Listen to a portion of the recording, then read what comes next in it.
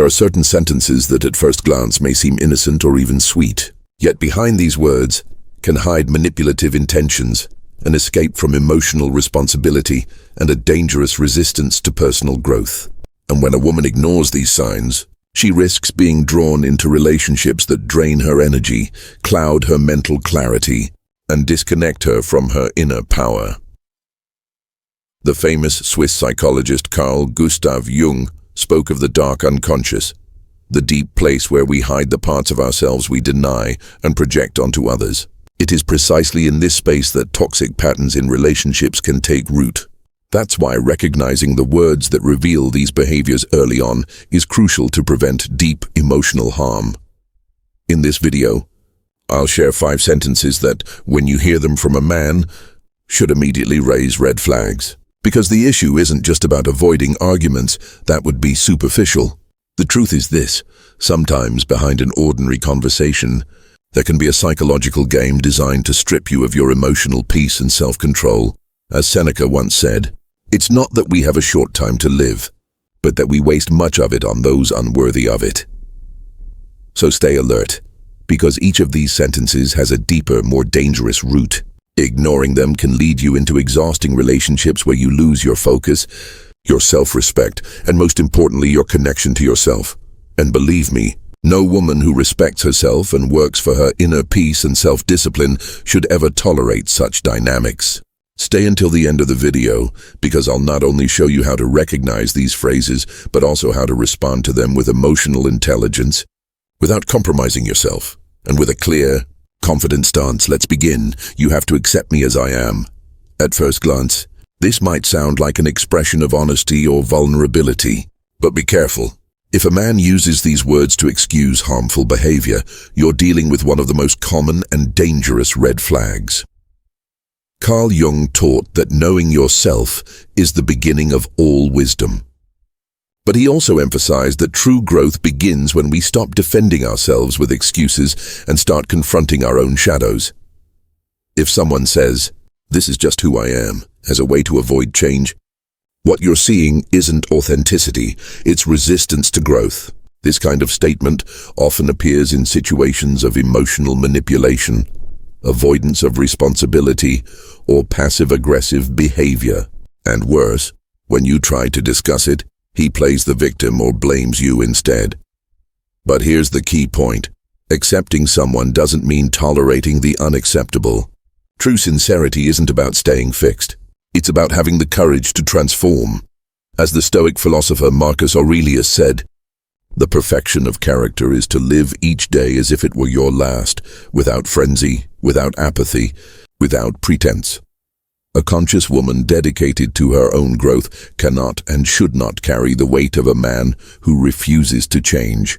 In such a relationship, you'll find yourself rowing alone while he doesn't even move. If you accept this sentence without questioning it, what awaits you is a cycle of repeated excuses, empty promises, and emotional burdens that fall entirely on you. Remember, even the Stoics understood that our environment shapes our growth. If the person you share your life with isn't contributing to you, they're taking from you. That should be your guiding principle. So next time you hear this phrase, don't be fooled by its apparent innocence. Ask yourself, is he truly ready to look within, or is he just using a clever excuse to avoid change? Because behind such words, you may find a deep resistance to growth, denial of mistakes, and a defensive attitude toward any constructive feedback. A pattern that will only get worse over time. And that's when things get serious. Accepting that sentence is just the beginning. After that come many subtle yet destructive behaviors. You'll slowly find yourself being the one who always compromises, adapts, sacrifices, while he never changes. Protecting your peace isn't selfishness. It's self-care. You're not here to save anyone. You're here to share your life with someone who wants to grow with you. Someone who recognizes their mistakes and has the courage to work on them, just as you work on yourself every day. A person who refuses to change not only blocks their own growth, but also hinders yours. Don't compromise your values. Even if your feelings tell you to stay, Stay consistent with yourself, because what I'll tell you next is even more delicate. All my exes were crazy. They were all toxic. When a man says this, it might initially sound like disappointment from past relationships. But don't be deceived. Behind these words lies a much darker pattern. The victim mentality, emotional immaturity, and the projection of inner issues onto others. According to Stoic philosophy, true personal growth begins with honest self-assessment. As Epictetus said, it's not what happens to you, but how you react to it that matters. So, if a man constantly blames his exes for everything that went wrong and never acknowledges his own part, chances are he's avoiding looking in the mirror. This is where deep psychology steps in. Carl Jung said, "Until you make the unconscious conscious, it will direct your life, and you will call it fate." Men who constantly speak poorly of all their exes are often projecting unresolved issues onto others. This sentence reveals a chronic victim mindset. Such people rarely take responsibility for their choices. Instead, they recycle blame, dramatize the past, and expect you to be the one woman who will never hurt them. But beware, no one who refuses to face their own shadow can ever escape it. So the real question is this: were all of them really toxic? Or is there a pattern this person refuses to see? If you've made it this far, please like the video, support the channel, and subscribe. A woman who knows her worth, who has learned what it means to betray herself, must take this question seriously. Jung once said, "What we deny owns us," and being in a relationship with someone who refuses emotional responsibility is like building a house on sand. No matter how hard you try, no matter how much love you give, that person will keep replaying the same unconscious script. And the worst part, over time, they'll start telling you the same story. Because someone who wants to stay a victim will always find a new villain. Being in such a relationship is like trying to sail in a cracked boat. No matter how lovingly you row, the boat keeps taking on water. This is where emotional discipline must come in. You have to look beyond the words. Ask yourself this: has he ever talked about the mistakes he made in past relationships, or was everything always done to him? If he's never taken responsibility before, why would he start now? Remember, you are not anyone's therapist. You weren't born to fix broken men who refuse to heal. You were born to walk your path beside someone who is ready to walk with you, not someone trying to pull you into their shadow. And when it comes to emotional manipulation, there are certain phrases that might sound loving at first but are actually dangerous traps. If you really loved me, you'd do what I want. This is one of the most insidious and destructive forms of emotional blackmail. From the outside, it can look like an expression of emotion, a simple statement of need. But if you look closer, you'll see it's actually a form of manipulation, an attempt to control you by pressing on your feelings of love. The Stoics believed that true love is chosen through free will, not through coercion. Love must be built on mutual admiration, respect, and freedom, not guilt or obligation. As Epictetus said, no one can enslave you emotionally unless you allow it. And this phrase does exactly that. It tries to turn love into a tool of control. Carl Jung also described these dynamics as issues of power. In his work on the shadow, he explained that unstable relationships often arise when one person projects their insecurities and need for control under the mask of love. And this phrase is one of the clearest examples of that. When a man says something like this to you, he's drawing an invisible line. What he's really saying is, you only deserve my love if you obey my wishes. That's not love. That's pure emotional manipulation. A woman with emotional maturity must be able to tell the difference between a healthy request and a disguised demand.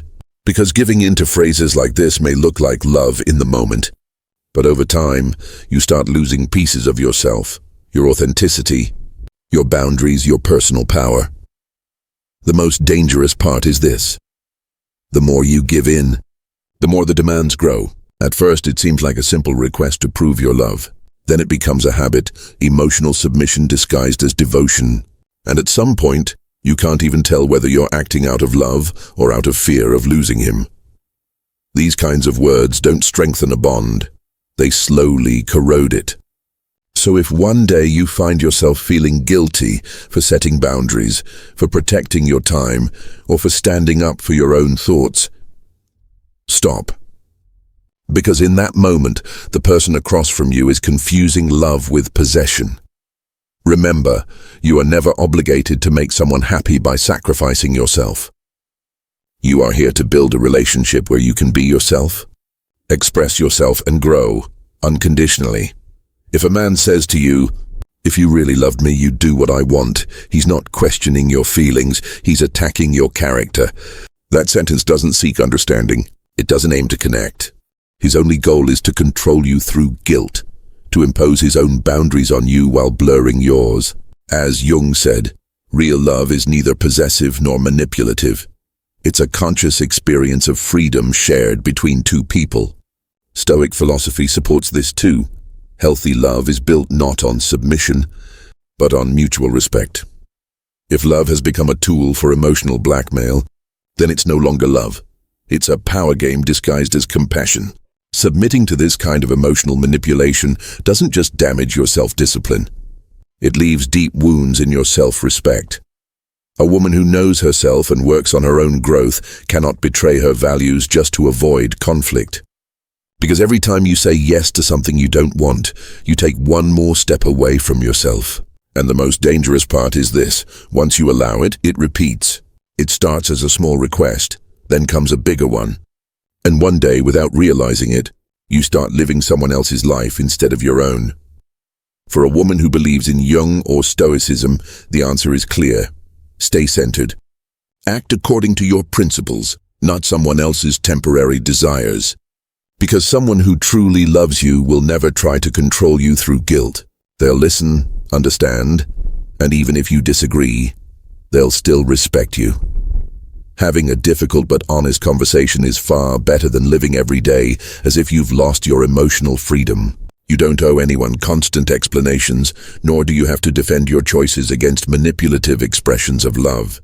A wise woman knows that not every battle is worth fighting, and any battle meant to break your will should never begin. And since we're talking about emotional manipulation, let's look at another, even more exhausting, subtle, and cruel phrase: "You're not enough for me." Hearing that from someone who claims to love you is devastating. It doesn't just break your heart, it shakes your very sense of self. It's not just criticism, it's a direct attack on your identity, your worth, and your essence. Carl Jung once said, "People express their inner dissatisfaction by projecting it onto others." And this sentence is the purest form of that projection. He's trying to make you feel small so that you become dependent on his approval. Stoic philosophy reminds us that our true value doesn't come from others' judgments, but from our virtue, our actions, and our inner consistency. Marcus Aurelius said it clearly: "Do not let another person's soul control your own." And that's exactly what this sentence tries to do: control you through insecurity. A person who compares you, belittles you, or implies that you're not enough doesn't want love. He wants validation, but that chase never ends. The goalpost keeps moving. Today you're not enough for one reason, tomorrow for another. Eventually, you start doubting yourself and questioning even the things you once knew for sure. A self-aware woman doesn't beg for love. She doesn't try to prove her worth. You are not here to fit into someone's shifting expectations. You are here to share your life with someone who truly sees you, inspires you, and gives you space to grow, not someone who pulls you away from yourself. So if one day you hear the words, "You're not enough for me," stop. Take a deep breath and remind yourself who you are. Don't fall into the trap of believing you need to become more. That insecurity isn't yours, it's born from his own emptiness and insatiable expectations. As Jung said, "You cannot make your light shine in the shadow of others." And as a Stoic woman would say, your peace is far too precious to be sacrificed just to fit someone else's mold. External approval is temporary, inconsistent, and often self-serving. Real confidence begins when a woman learns to validate herself, when she trusts her intuition and lives by her own values.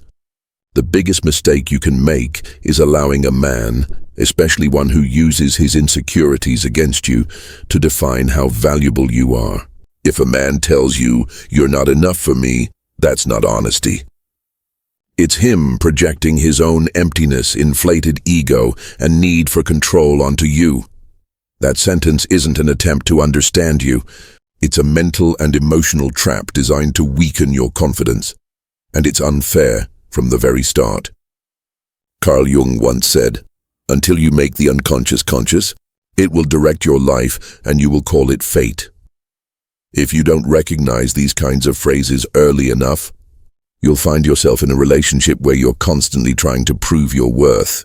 And in that struggle, you'll lose yourself. The Stoics also taught us that no external judgment can affect you unless you allow it to. Let's recall Marcus Aurelius's words, "Do not let another person's soul control your own." If a man constantly makes you feel inadequate, the wisest act isn't to try to convince him otherwise. It's to walk away out of self-respect. That's not pride, that's self-dignity. Emotional discipline means not allowing empty words to destroy the trust, clarity, and freedom you've built through effort. As Seneca said, the greatest power is mastery over oneself. And that mastery begins the moment you say no to those who offer crumbs of affection while telling you you're incomplete. When you hear those words, take a deep breath, stand tall, and remember, the problem isn't you. The problem is his need to fill his own void through you. Walk away with confidence, because your worth can never be measured by someone else's standards. Especially not by someone who can't see you as you are. And now we come to perhaps the most insidious and dangerous phrase of all. Do whatever you want. When spoken in a passive-aggressive tone, cold, sarcastic, or resentful, it's not freedom he's giving you. It's guilt he's trying to use against you. It's not permission. It's a trap. Carl Jung often studied the hidden manipulations that come from people's shadows, and this phrase is a perfect example. He doesn't tell you what he feels or thinks, yet he expects you to figure it out. And if you don't, the punishment follows. Blame, emotional outbursts, or silent rage. When a man says, "You're not enough," he's not really talking about you. He's revealing his own emptiness, twisted expectations, and constant need for control. Stoic philosophy teaches that healthy relationships are built on clear and direct communication. Seneca summed it up beautifully. Let your words be so clear that no one needs to interpret them. When someone speaks to you in hints, implications, or double meanings, they're not communicating, they're manipulating. Such expressions pull you into a fog of uncertainty, where you find yourself constantly trying to decode their meaning, please them, or suppress yourself to avoid conflict. And after a while, you realize you're no longer living by your own emotions, but by their moods. Your mental peace starts to fade away. A woman who practices emotional intelligence should never become part of such a game. The best response to a phrase like, "do whatever you want," is a literal one, word for word. If he says it, then do exactly that, without fear, without over-explaining, without falling into his emotional trap. Because that clarity breaks the cycle of manipulation. It forces the other person to either grow up and communicate maturely or stay stuck in their passive-aggressive behavior, alone. Because you are no longer playing that game. Carl Jung and the Stoics agree on this.